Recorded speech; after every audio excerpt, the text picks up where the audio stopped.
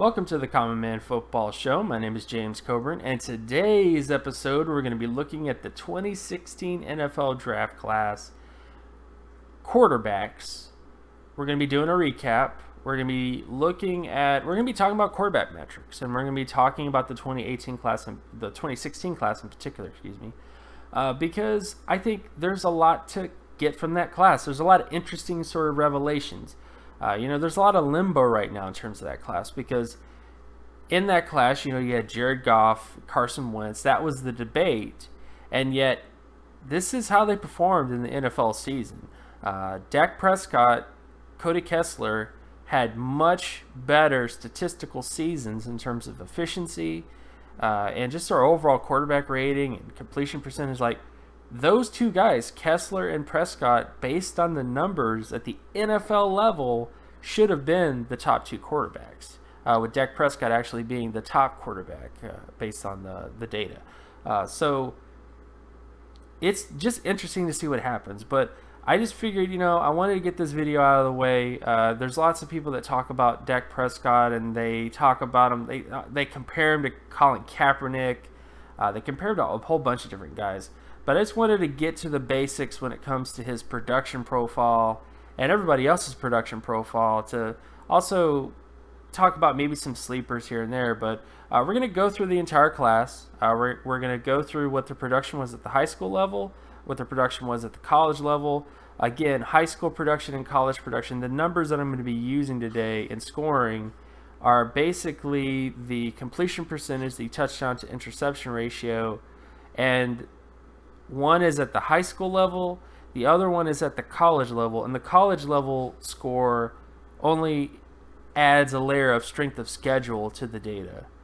So that's the only sort of thing that it adds to that particular metric is strength of schedule. So those are the things we're going to be looking at today. We're going to be going through the entire class. I'll leave a couple comments here and there, and then we'll end it with just a general kind of synopsis and thoughts and opinions and stuff about what's going to happen in the future. But so far, this is what the data says about the 2016 class. So the first quarterback we're going to look at is Brandon Allen, quarterback out of Arkansas.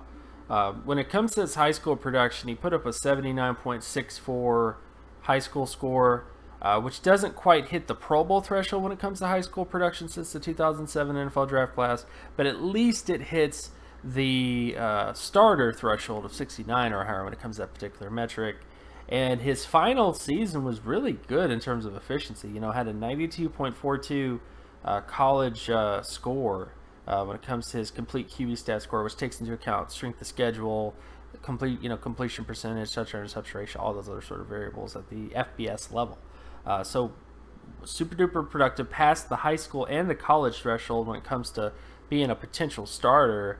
And the reason I really wanted to get him out there, or at least get his name out there a bit, is he's in a situation now where he has Blake Bortles in front of him. This is Blake Bortles' data, actually, based on his high school and based on his NFL, not NFL, but FBS production.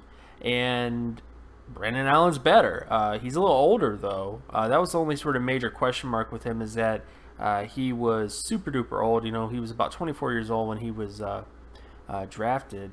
But when you look at his production, you look at these other sort of factors, he's a guy to look out for in Jacksonville. That's all I'm going to say. I don't really expect eliteness when it comes to him, because he didn't quite hit the Pro Bowl threshold. But at least I'll be very interested to see how he turns out based on the situation he's in right now, where he has the ability, like he's in a position right now where he has a quarterback in front of him who is struggling. Blake Bortles is really, really struggling. And the fact of the matter is based on the numbers, Brandon Allen should actually be the starting quarterback for the Jaguars. So it'll be very interesting to see what happens this year based on the numbers that Brandon Allen put up, and we'll see what happens. But he was somebody who tested very well in terms of metrics in the 2016 class. Next up, we have Brandon Doughty, a quarterback out of Western Kentucky. When it comes to high school production, he put up a 13.22 high school production score, which is really bad. It's not good, folks. His FBS production, though, is 83.85 out of 100, which is really impressive. You know, I mean, it's impressive. It's at least Pro Bowl threshold when it comes to that particular number.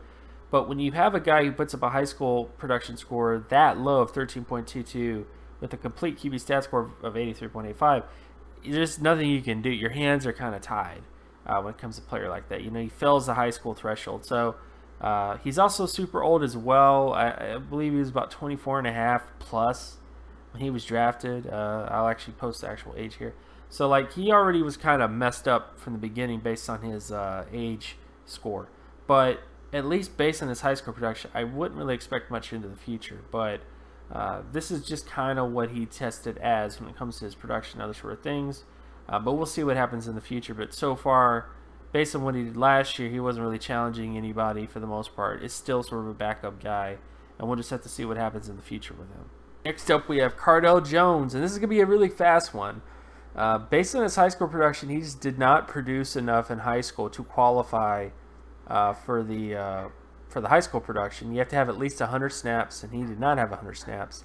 And the FBS production, you have to at least start 12 games in a season, actually 10 games in a season, excuse me, for the FBS level. And he did not start 10 games in a season yet, ever, at any point in his career. So he just didn't start enough games at the high school level, really. I mean, he didn't really produce enough at the high school level, nor did he start enough games at the FBS level to qualify. So he's just kind of a blank slate. There's never been a quarterback to become super successful with Cardale Jones's profile, and we'll see if that bears out in the future. But so far, that's just the big sort of issue with him. And then, of course, we have Carson Wentz, quarterback out of Philadelphia. Everybody loves Carson Wentz. There's somebody that you would want your daughter to marry, all that kind of stuff if you're Philadelphian. Based on his high school production, he put up an 83.53 high school production score, which is only 0.5 away from the Pro Bowl threshold when it comes to the high school level. His FBS score, though, does not exist, unfortunately. Only played FCS football for the majority of his career. But his high school production is at a high enough level that it does make some sense why the Eagles would have drafted him. If they're at any point metrically sound, you know, like if they do any analytics work, they would be able to look at that high school production score and say that he doesn't have a super major red flag based on his high school production. So Carson Wentz did not have the best season last year when it comes to his stats. This was actually his NFL score, which wasn't very great. There's been other quarterbacks who have gotten better. So it's really about what Carson Wentz does this year, to be honest, based on his production threshold. So, but the bottom line is, I think there's enough positives here based on his high school production to at least treat Wentz as a wait-and-see kind of guy. There isn't quite enough information to really say that he will never work out, but there also is enough missing information that would put doubt in your mind to be automatically say that he's going to be good either. So it's a wait and see kind of thing with him, but I think that it's going to be interesting to see how he turns out because, you know, he's an FCS guy. Those guys usually don't work out that much. At least get a shot in the NFL. I mean, he was drafted in the first round, guys, you know, and he's from North Dakota State. So it's very unusual. But I do think that there's enough things already that it's just kind of seeing what he does this year to really determine what he might become in the future. And next up, we have Christian Hackenberg, a guy that I warned everybody about. I tried, at least, to warn everybody about it. Based on his high school production, he put up his highest high school production score was 16.37 out of 100. That is ugly. That's really bad. There's never been a starting quarterback or a Pro Bowl quarterback with a high school production score that low, and his college production was only 67.66 out of 100. So that at least hits the starter threshold. You know, the starter threshold is 26 or higher. Like, that's the bottom end threshold. Most of the quarterbacks that scored a 26 were like Jake Delhomme, you know, like really, really low end quarterbacks that had to develop. And he isn't quite that bad, at least at the college level, but he isn't great either. So far he's been getting a lot of press about bad passes and stuff like that, and OTAs and all that kind of stuff. And I don't really want to get into that, but the bottom line is Hackenberg, based on paper, is just not good. The high school production doesn't really hit the areas it needs to hit, and his college production wasn't that great either. So I just think that he's just going to kind of turn into sort of a second-round bust, I guess, based on his profile. And we'll see what happens in the future, of course, but it's just not looking very good for Hackenberg right now.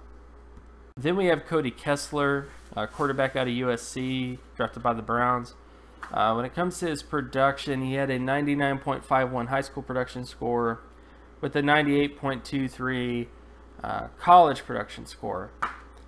All those marks are really impressive. The high school production is elite. His FBS production was elite as well. And honestly, it's just surprising to see how much hate he gets. Yes, he was on a team that lost a lot of football games in the Browns this year. But his production, when he actually got a chance to start this year and play, his production at least was average last year compared to other quarterbacks when it comes to his efficiency, his touchdown interception ratio, his completion percentage. Like, all those things on paper showed Cody Kessler as a guy who at least isn't losing you football games based on paper. So there's just a ton of positives here. I'm going to be very interested to see what happens. They have a huge camp battle. Brock Osweiler is there, of course. Then, of course, they brought in Deshaun Kaiser. And this is actually Kessler versus Kaiser versus Osweiler in terms of their production. And Kessler's just better, in terms of them.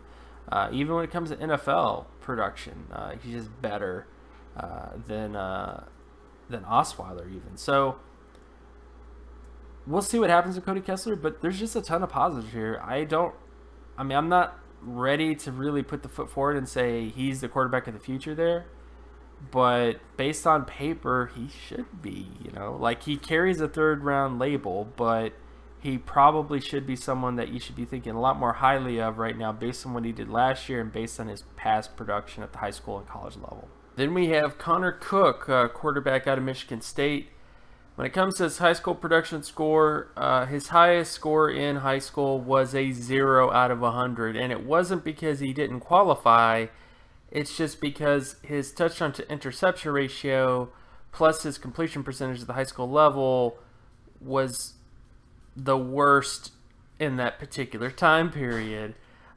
His college production score was 81.34 out of 100. His FBS, complete QB stat score, was at least Pro Bowl threshold. But when you have a high school score that's that low, and there's never been a long-term starting quarterback with that type of score, nor a Pro Bowl starting quarterback, I just don't think Connor Cook is going to work out long-term at that particular metric. So I understand that there's some people still pulling for him. The Raiders obviously want him to develop into something to trade, possibly. But based on his data from the high school level to the college level, he was just a massive project going into FBS college football. And now he's still kind of like that at the NFL level. So we'll see what happens. But so far, that's not exactly the best look for Connor Cook. And, of course, we get to Dak Prescott, quarterback out of Mississippi State, byway drafted by the Dallas Cowboys. Based on his production, he put up an 88.10 high school production score with a 97.34 FBS production score. He hit all the levels you're looking for when it comes to just everything, man. He hit the Pro Bowl threshold when it comes to high school. He hit the Pro Bowl threshold, the All-Pro threshold, even when it comes to his complete QB stat score. And I know a lot of people talk about, well, he was in the perfect situation, he was on the Dallas Cowboys, and there's no denying that, But there have been other quarterbacks on the Dallas Cowboys with that offensive line who did not do anywhere close to the efficiency that he put up. He had a 90-plus complete QB stat score, NFL stat score. This is compared to NFL quarterbacks, and he was at least a top 5 quarterback last year when it comes to his statistics on paper. So he's in really good company, guys. There's no other way around it. Like, I know he was a 4th-round pick, and I know that people just didn't like him coming out, and some people had him as a UDFA and all this stuff. But you look at his high school production, he passed that. He passed the quarterback in terms of FBS production, and he ended up having the best statistical year out of every single quarterback last year. I think it's time to start saying Dak Prescott is more legit than an anomaly or a fake guy. So we'll see what happens in the future, but so far things are looking pretty bright for Mr. Dak Prescott, and probably should have looked bright for him coming out in 2016. And this will be quick as well. This is Jacoby Brissett, quarterback out of North Carolina State. His high school production just didn't qualify, did not have enough pass attempts at high school in any one season to qualify for the high school production score. He did have a college production score of 73.78 or higher, which was his highest college production score, which doesn't really hit Pro Bowl or All-Pro level. But we'll see what happens with him. He's on the Patriots. They are still trying to figure out what they want to do with Tom Brady getting older and stuff like that. But bottom line is, there just isn't really enough to really say either way about Brissett. There hasn't been enough time to really say anything. But so far, this is just kind of where he's at. This is what he would have looked like coming out in the 2016 class based on what's on paper. And we have Jake Rudock, quarterback out of Michigan. Based on his high school production, he put up a 89.84 high school production score, which hits at least the Pro Bowl threshold when it comes to that metric, with a 79.21 FBS production score. He passed both thresholds when it comes to his high school production and it comes to his college production. Passes both those major thresholds. With the only issue is that he's on the Detroit Lions, and the Lions have Matthew Stafford, who is someone who also had a very impressive high school score and an FBS score, so he's not going to be usurping him anytime soon. But I do think Jake Rudock is someone to keep following because of passing both those major sort of metrics. He has some potential to be a Pro Bowl quarterback based on these numbers. So, keep track of him, see what happens. He may just end up just being a backup for the rest of his career. But there's enough things on paper that if he's given the opportunity, good things could happen with him. And we have the #1 pick of last year's draft, at least the first quarterback taken in, Jared Goff out of Cal. And let's be honest, guys, it may not end that well with him. His high school production score was 67.06 out of 100, which doesn't hit the minimum threshold for starting quarterbacks at that position. He had a very high college production score, 96.16 out of 100.